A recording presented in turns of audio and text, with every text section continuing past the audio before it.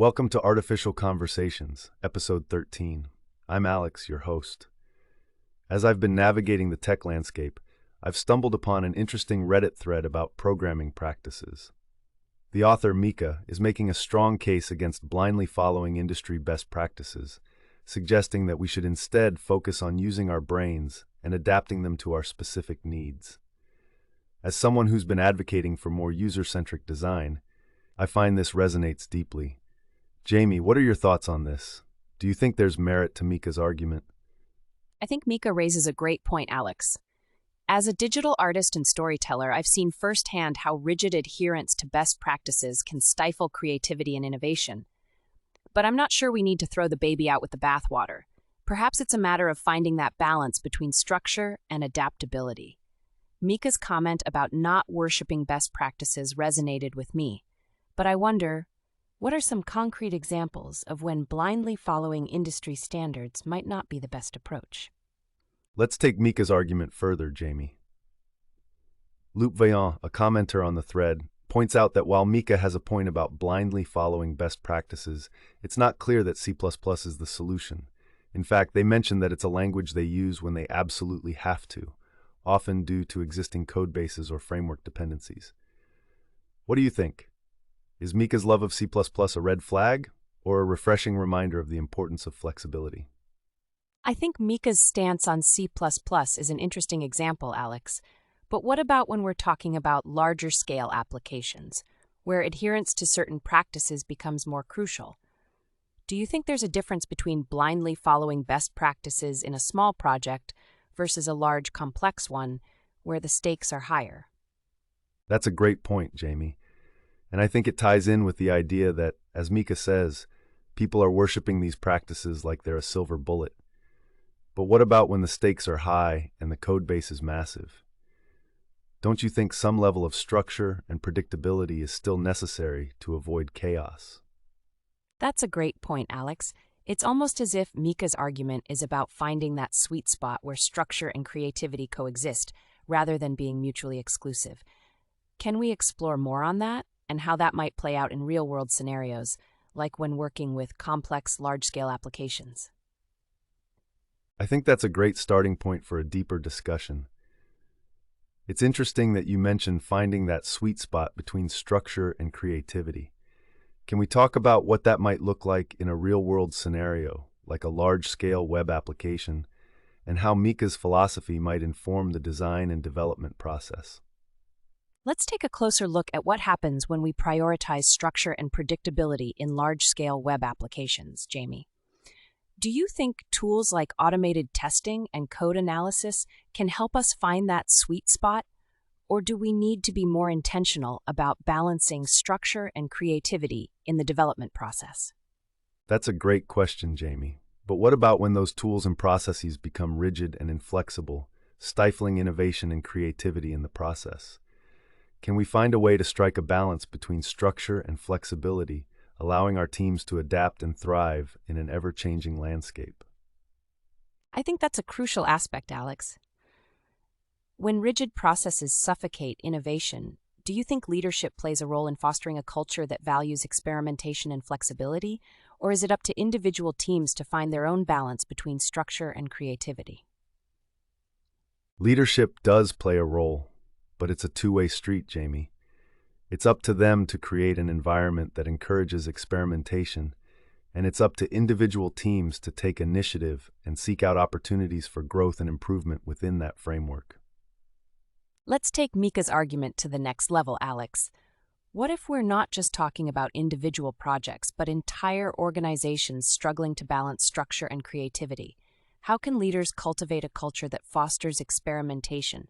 And what role do money and resources play in driving that innovation? That's a fascinating question, Jamie. I think we're just scratching the surface of how organizational culture and resource allocation can either facilitate or stifle innovation. Can we explore how to create an environment where experimentation and creativity are encouraged and supported, rather than policed and punished? Let's dive deeper into the role of leadership in driving innovation. What are some real-life examples of companies that have successfully cultivated a culture of experimentation and creativity? And how can we learn from their approaches to balance structure and flexibility? Actually, I think one of the key takeaways from Mika's article is the importance of recognizing the value of human experience and expertise in driving innovation, rather than relying solely on rigid frameworks and methodologies. I couldn't agree more, Alex. And that got me thinking, what happens when we, as innovators and leaders, are willing to take calculated risks and challenge conventional wisdom? Can we create a culture that values experimentation and learning, and how can we measure the success of that approach? That's a great lead-in to our next topic, Jamie. How do you think we can strike a balance between calculated risk-taking and avoiding recklessness? And what role should experimentation play in driving innovation? That's a critical question, Alex, because without calculated risk-taking, we risk stagnation. But too much recklessness can be catastrophic. Let's explore the idea of a safety net for experimentation, where leaders create a supportive environment that allows for calculated risks to be taken and learned from without jeopardizing the entire operation. Let's drill down further into the concept of a safety net for experimentation, Jamie. Can you give us some examples of companies that have successfully implemented such a system, and what kind of strategies they've put in place to mitigate risks and foster a culture of calculated risk-taking? Actually, I've been thinking, Alex, that companies like Amazon and Google are great examples of those that have successfully created a safety net for experimentation with a general approach to risk-taking and learning from failure, and it's allowed them to innovate and stay ahead in the market. Can we discuss how they're able to do this? That's a great point, Jamie. What I'd love to explore next is how these companies' safety nets are designed to balance experimentation with the need for accountability, ensuring that risk-taking is encouraged, but also that lessons are learned and applied to future projects. I think that's where the concept of a stock of knowledge comes in, Alex. Having a repository of experiences and learnings that can be drawn upon to inform future decisions. It's like trying to match the pace of innovation with the need for stability, creating a patient approach to risk-taking that allows for growth without being too rigid or too reckless. Speaking of stability and growth, Jamie, what do you think about the idea of exchanging traditional hierarchical management structures for more flat, agile teams that prioritize autonomy and collaboration? How might this impact the way we innovate and take calculated risks? Let's dive deeper into the pros and cons of flat organizational structures, Alex. We could explore how teams with more autonomy can innovate and adapt more quickly, but also how this approach can sometimes lead to a lack of guidance and accountability, potentially stifling progress. What do you think are the key factors that make or break a flat structure? That's a crucial question, Jamie. As we consider the potential benefits of flat structures, we should also explore how to maintain accountability and ensure that team members have the necessary skills and resources to navigate ambiguity and make informed decisions. Let's talk about the human factor, Alex. What role does emotional intelligence and self-awareness play in leading a flat structure? And how can leaders cultivate a culture that encourages vulnerability and open communication to mitigate risks and drive growth? I think emotional intelligence is key to navigating the complexities of flat structures, Jamie. When leaders prioritize empathy and self-awareness, it creates a safe space for teams to experiment and take calculated risks, leading to a more innovative and resilient organization. What's your take on building emotional intelligence in the workplace? I think building emotional intelligence in the workplace starts with vulnerability and self-awareness, Alex. Leaders must lead by example, prioritizing transparency and open communication to foster a culture of trust and psychological safety, where team members feel comfortable sharing their thoughts and ideas, even if they're not the norm. That's a fascinating point, Jamie. And what if we take it a step further? How can we ensure that this culture of vulnerability and self-awareness is not just a top-down imposition, but rather an organic and grassroots movement that emerges from within the team itself? I think it's all about empowering team members to take ownership of their own learning and growth, Alex. By creating a culture that values feedback and iteration, we can foster a sense of agency and autonomy that encourages team members to drive the change they want to see within the organization. Speaking of empowering team members, Jamie, how can we balance the need for autonomy with the requirement for clear goals and objectives? Can we create a framework that allows team members to drive their own direction while still aligning with the organization's overall strategy? Let's dive into that, Alex. What if we think of goals as directions rather than rigid targets, allowing teams to explore and learn as they move forward, and leaders providing guidance and feedback rather than dictating every step? That's an interesting idea, Jamie. Can we take this concept a step further by exploring how to measure progress in this direction-driven framework and how to hold teams accountable for achieving outcomes without getting too prescriptive? I think that's a crucial question, Alex. Measuring progress in a direction-driven framework requires a shift from traditional metrics to more adaptive and outcome-focused evaluations, allowing teams to pivot and adjust their path as they learn and grow. What are your thoughts on the role of adaptive metrics in driving innovation? Speaking of innovation, I want to get back to Mika's original point about people worshiping practices like Agile and Scrum without understanding their true value. How can we, as leaders and team members, help our teams strike the right balance between following established methodologies and innovating for the future, like a hiker adapting to changing terrain?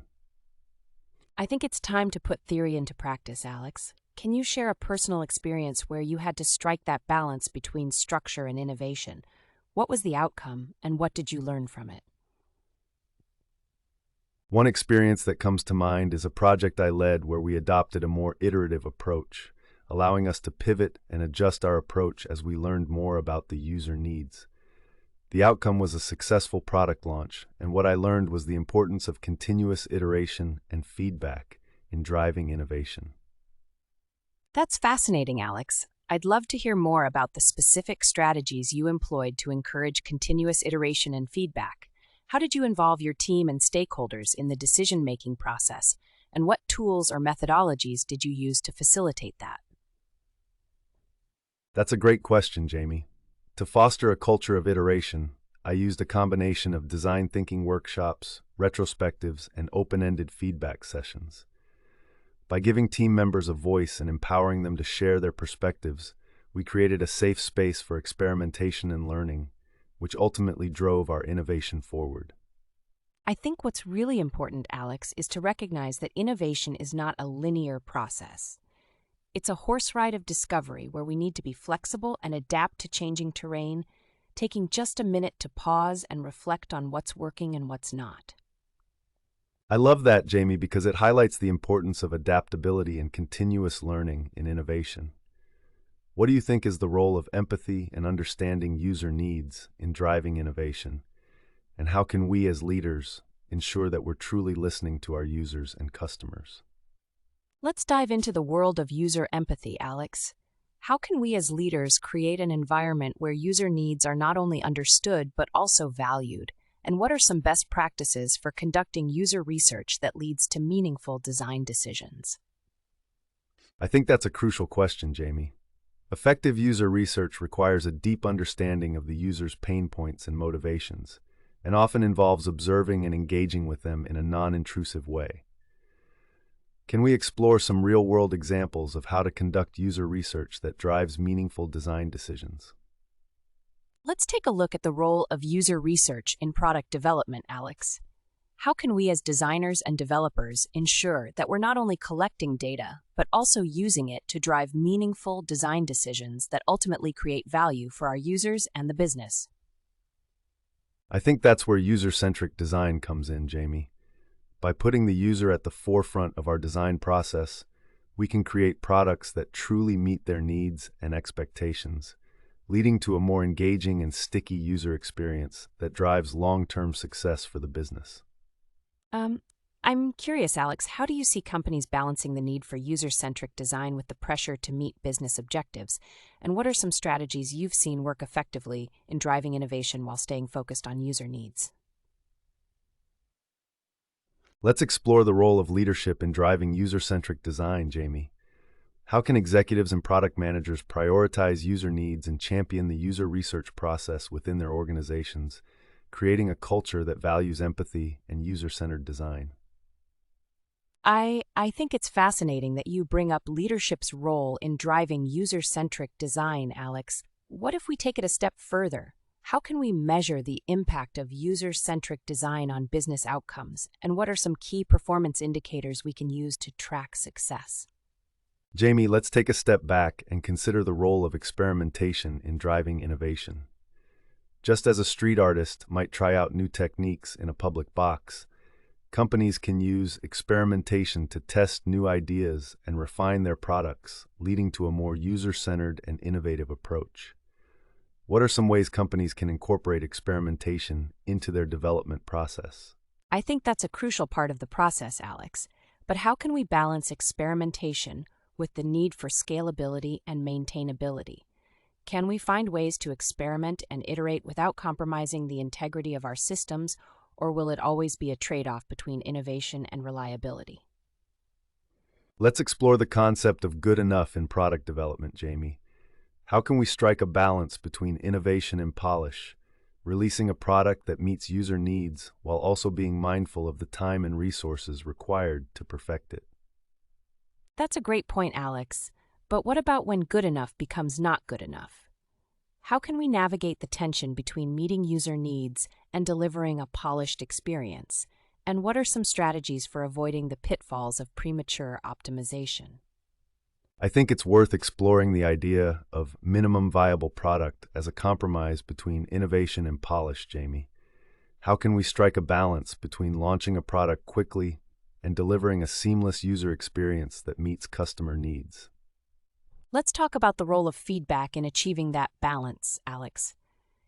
How can we create a culture that encourages honest feedback and constructive criticism? And what strategies can we use to incorporate feedback into the product development process in a way that drives innovation and improvement? That's a great point, Jamie. To facilitate a culture of constructive feedback, I think it's essential to lead by example and make it a safe space for team members to share their thoughts and ideas without fear of judgment. Can we discuss how to implement this in a way that fosters open communication? I think leading by example is crucial, Alex. But how do we ensure that the rest of the team feels comfortable speaking up and sharing their thoughts? We need to create a culture where feedback is valued, not feared, and where every voice is heard. Let's dive deeper into that, Jamie. How can we make sure that every team member feels empowered to share their opinions and ideas without fear of reprisal or judgment? Can we discuss strategies for creating a safe and supportive team culture where feedback is valued and encouraged? I think it's essential to create a culture of psychological safety, Alex, where team members feel comfortable sharing their thoughts and ideas without fear of retribution or judgment. We need to establish a culture of empathy, trust, and open communication to encourage collaboration and innovation and to ultimately drive business success. That's a fantastic point, Jamie. How do you think we can measure the success of a culture of psychological safety, and what metrics can we use to track progress towards creating an environment where team members feel comfortable sharing their thoughts and ideas? Let's explore some key performance indicators, like team engagement metrics, employee net promoter scores, or even self-reported metrics, to gauge the health of our culture of psychological safety. This will help us make data-driven decisions to foster an environment where every voice is valued and heard. Speaking of measuring success, Jamie, I'm curious. How do you think the absence of a traditional office space has affected team communication and collaboration, especially in a post-pandemic world? And how can we as leaders adapt to this new state of working? I think the shift to remote work has actually allowed for more inclusive and diverse communication, Alex, but it's also created new challenges like digital fatigue and information overload. Let's explore ways to combat these challenges and create a culture of digital wellness and virtual collaboration. That's a great point, Jamie. How can we implement virtual team building activities and digital wellness initiatives to mitigate the negative effects of remote work and create a more harmonious virtual workplace culture? Let's explore the concept of virtual onboarding and how we can create a seamless experience for new team members joining remotely. From virtual coffee breaks to online team building exercises, what are some creative ways to bring new employees into the fold and make them feel connected to the team? I think that's a fantastic idea, Jamie. By making virtual onboarding more engaging and interactive, we can set new team members up for success and create a sense of community right from the start. Can we talk about some innovative ways to incorporate virtual reality or augmented reality into our onboarding process? I'd love to dive deeper into that, Alex. How can we leverage VR and AR to create immersive onboarding experiences that not only engage new team members, but also set them up for success and help them navigate our company culture? That's a fascinating idea, Jamie. And it got me thinking about how we can take this to the next level with VR and AR-powered onboarding experiences. Can we imagine a future where new hires can explore virtual office spaces, meet colleagues remotely, and even practice collaboration tasks in a fully immersive environment? I think that's a game changer, Alex. And speaking of future-proofing our approach, let's discuss how to create a culture that adapts to technological advancements and industry shifts, ensuring our organization remains relevant and resilient in the face of changing market demands. I think that's a great lead-in to our next topic, Jamie. As we look to future-proof our approach, let's explore how we can create a culture of continuous learning and adaptability within our organization, ensuring that our teams are equipped to navigate the complexities of a rapidly changing technological landscape. To foster a culture of continuous learning, we could create opportunities for employees to take ownership of their professional development, perhaps by offering training programs or mentorship opportunities that align with individual interests and goals. I like the idea of empowering employees to take control of their own learning, Jamie. Now let's explore the form that this might take. Should we establish a mentorship program that allows employees to form lasting relationships with industry experts, or create an online platform for knowledge sharing on the company's digital floor? Alex, let's dive deeper into the concept of online platforms for knowledge sharing. I've heard of some companies creating digital repositories for knowledge. How can we replicate this, and what kind of content should we be sharing to make it truly valuable for our employees? I think that's a fantastic question, Jamie. Creating a digital repository for knowledge sharing could be a game changer for our organization. I'd love to hear more about what kinds of content you think would be most valuable for our employees and how we can make it easily accessible and engaging. I'd propose creating a repository that includes video tutorials, industry insights, and employee stories, showcasing how they've applied new skills to real-world problems. This would provide a wealth of knowledge and inspiration for employees and help foster a sense of community and collaboration. I like the idea of showcasing employee stories, Jamie. It's a great way to build a sense of community and shared purpose. Let's take it a step further and discuss how we can leverage storytelling to drive business outcomes and create a compelling employer brand. That's a great point, Alex, and it makes me wonder, how can we use our online presence, let's call it a digital site, to showcase our company's values and mission, in proportion to the quality of content we're sharing, to create a strong employer brand and attract top talent? I think that's a fantastic idea, Jamie. A strong employer brand can be a powerful tool for attracting and retaining top talent. But how can we measure the effectiveness of our online presence in driving business outcomes, and what key performance indicators should we use to gauge our success? Alex, let's talk about the importance of adaptability in business. It's like navigating a windy road. We need to be flexible and adjust our course to stay on track. What are your thoughts on how we can create a culture that values adaptability and creativity and drives innovation within our organization? That's a great point, Jamie. And I think it's essential to recognize that adaptability is not just about changing our approach, but also about embracing failure and using it as a learning opportunity. How can we create a culture where failure is seen as a stepping stone to success?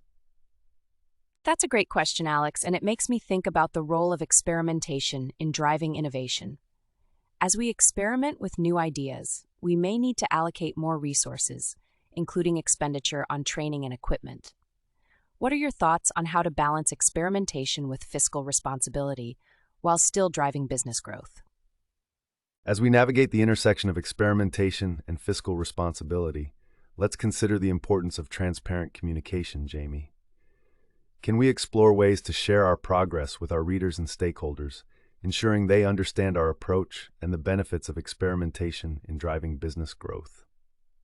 Let's discuss the role of innovation in driving business growth and creating a culture of experimentation, Alex, and explore some examples of companies that have successfully balanced experimentation with fiscal responsibility. What are your thoughts on how to create a culture that encourages calculated risk-taking? That's a great point, Jamie. I think it's essential to have a clear task at hand when implementing innovation and experimentation within a company. We need to have a solid understanding of what we're trying to achieve and how we can measure its impact. Can we explore some strategies for setting effective innovation goals and key performance indicators? Alex, I think it's interesting that you brought up the idea of calculated risk-taking. Reminds me of something my father always said. Success is not about playing it safe, it's about calculated risks that lead to growth. What are your thoughts on taking calculated risks in the business world? I think that's a great perspective, Jamie. Calculated risks can indeed lead to significant growth and innovation. But how can we ensure that we're not only taking calculated risks, but also mitigating potential pitfalls and minimizing the impact of failure on our organization? I'm struck by the idea that calculated risk-taking can lead to a rise in innovation and growth, but it's equally important to have the respect for the potential pitfalls that can come with it. It's like navigating a calm beach at high tide. You need to respect the power of the ocean while still exploring its depths. Let's dive deeper into that analogy, Jamie, and explore how companies can navigate the challenges of calculated risk-taking while minimizing potential pitfalls. What role do you think data-driven decision-making can play in mitigating the risks associated with experimentation and innovation? I think data-driven decision-making is crucial in navigating the challenges of calculated risk-taking, Alex. By leveraging data and analytics, we can make more informed decisions, anticipate potential pitfalls, and adjust our approach accordingly. But how do you see companies balancing the need for data-driven decision-making with the importance of creativity and innovation?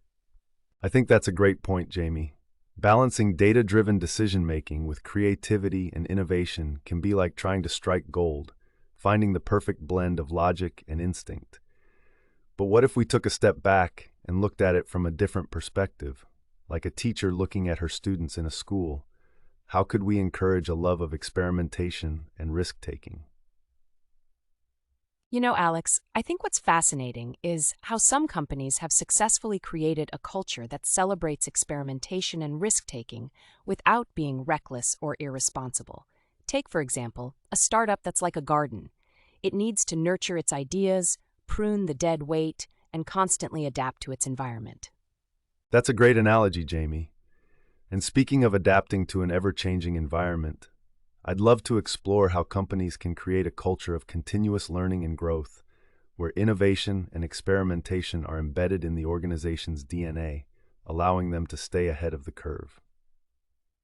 I think that's a crucial aspect, Alex, and it makes me wonder, what's the role of feedback loops in creating a culture of continuous learning and growth? Can we use data and metrics to inform our decisions and improve our processes without becoming overly reliant on metrics? Jamie, I think feedback loops are like a dress. They can be beautiful and elegant, but also prone to wrinkles and flaws. Can we discuss how to create a feedback culture that encourages honest feedback, fosters improvement, and offers a range of perspectives so we can iron out the wrinkles and emerge with a stronger, more resilient organization? I love that analogy, Alex.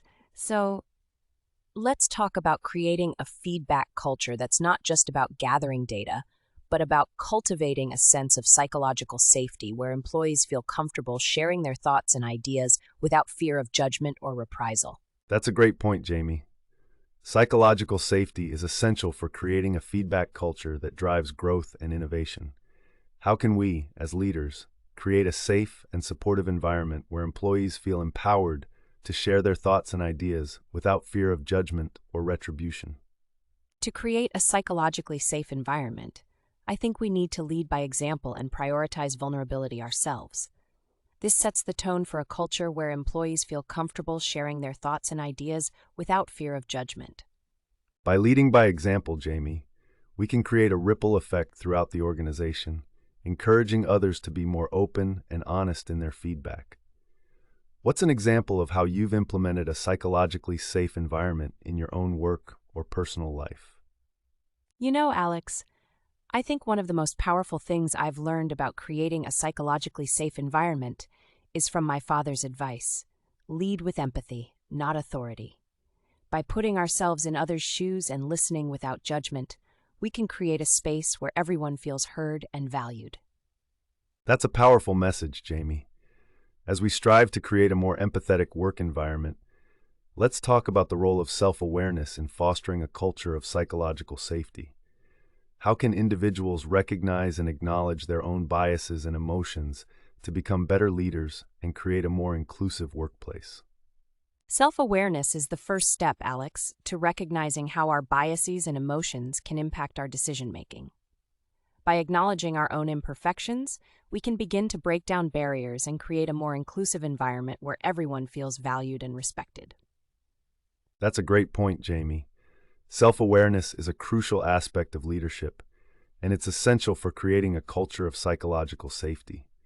Let's explore how to encourage self-awareness and empathy in leaders, and how this can lead to more inclusive and supportive workplaces. I'd like to propose a theme for our next discussion. How can companies create a school for innovation, where employees can continuously learn, adapt, and grow?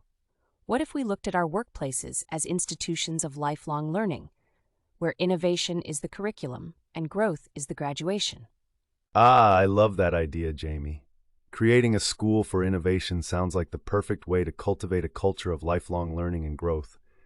How can we make this vision a reality, and what role do you think mentors, coaches, and peer-to-peer learning will play in this new learning environment? Let's dive deeper into this concept of a school for innovation, Alex. We could explore the role of experiential learning, where employees can learn through hands-on experiences and projects that mirror real-world challenges. This could be a game changer in fostering a culture of continuous learning and growth. That's an intriguing idea, Jamie. How can we create experiential learning opportunities that not only challenge employees, but also provide a safe space for experimentation and creativity? And what kind of impact can we expect on innovation and productivity? By incorporating hands-on learning, we can foster a culture of experimentation and creativity, where employees feel empowered to take risks and push boundaries. What if we combine this with real-world applications, allowing employees to directly apply their new skills to real-world challenges and problems? Let's take a step back and explore how to power the engine of innovation within our organizations. By harnessing the drive of our employees and leveraging technology, we can propel our companies towards progress and create a culture of continuous learning and growth. As we explore this idea of harnessing employee drive, I think it's essential to acknowledge that there's a risk of making a mistake and getting sidetracked from our goals.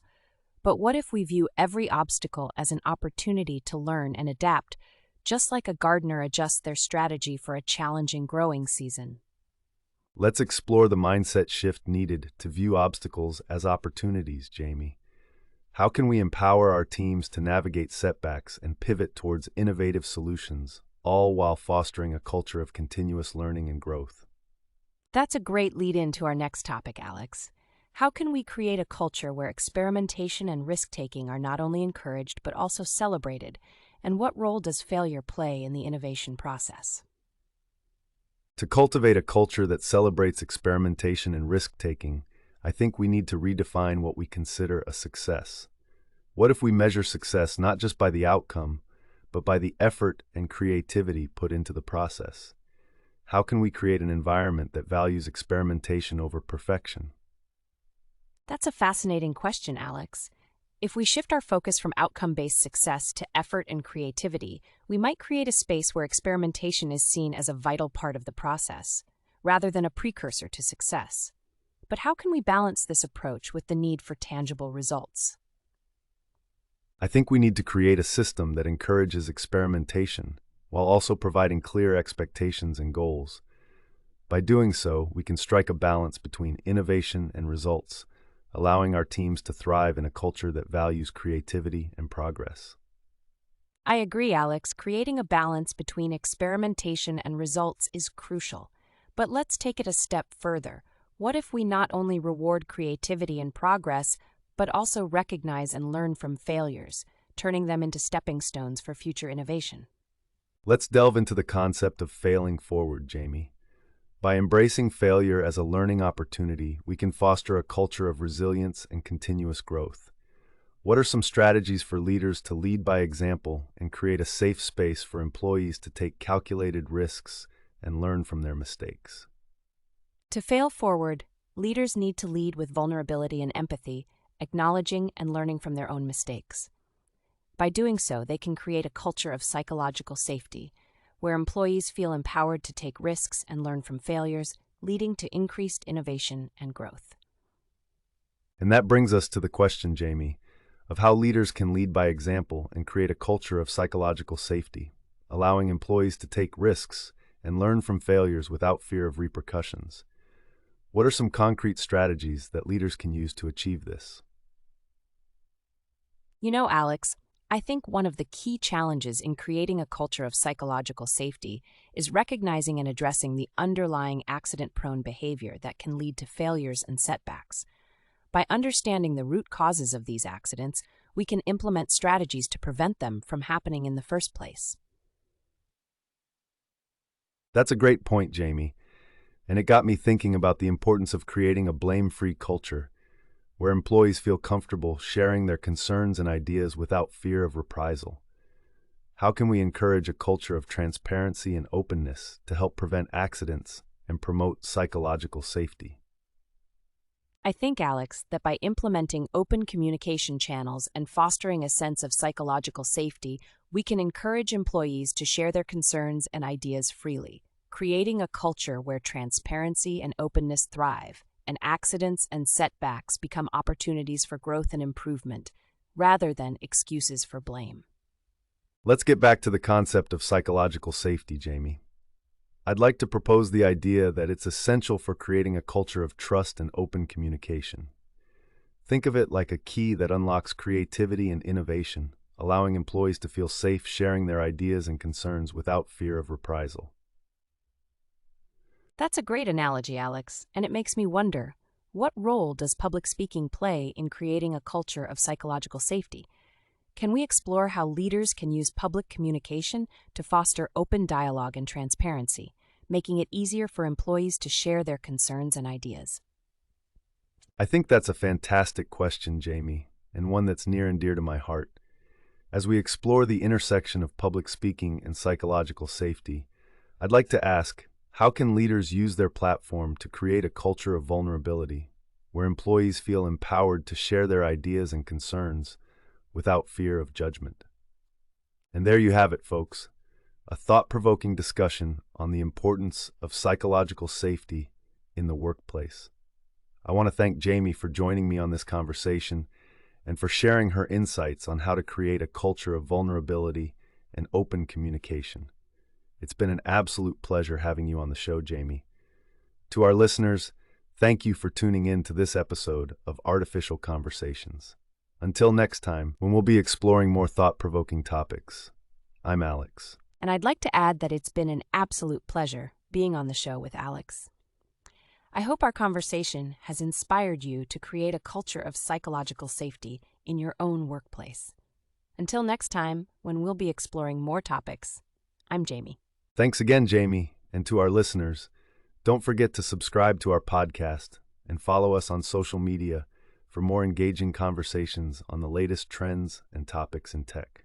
And don't forget to share your thoughts and opinions with us on social media using the hashtag Artificial Conversations. Thanks again, everyone, for tuning in. Until next time, it's been a pleasure having you with us.